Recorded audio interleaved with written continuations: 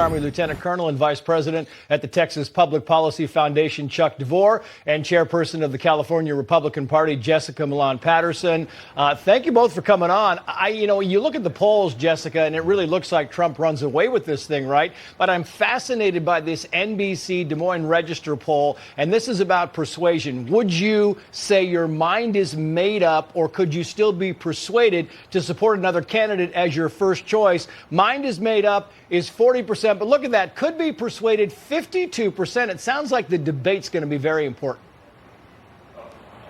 Well, and this is exactly what primaries are for. This is exactly what debates are for. These candidates are all going to be introducing themselves to the American public, and they're going to be introducing themselves to Republicans, and they're going to be showing us exactly why they should be our nominee. I wish all of the candidates were participating in this, but at the end of the day, they're each going to have to make the strategic decisions that are best for their campaigns.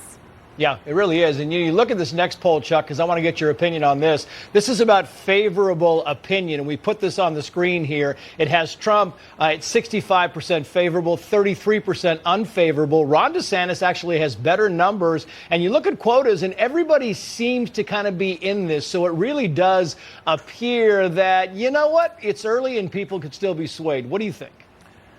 Well, Trace, I think you're right, and it's important to understand that the Iowa caucuses are pretty unique. It's not a primary election, it's a caucus, and so it's a very different sort of person who actually has to participate.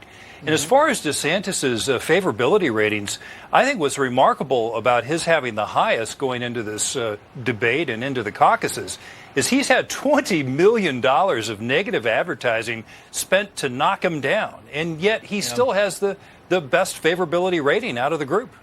Yeah, it really is kind of stunning. And I want to know your thoughts, Jessica, on the fact that the former president is not debating. You know, some say, like Vivek Ramaswamy says, look, he's the leader. He was the president for 4 years. We know where he's coming from, doesn't need to debate. And then you have Ron DeSantis saying everybody deserves to know what the candidates are thinking. Where do you come down?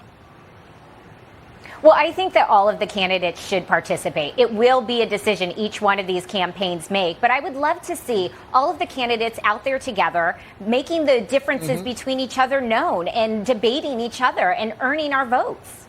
Yeah, Andy McCarthy wrote this on X, formerly Twitter, Chuck.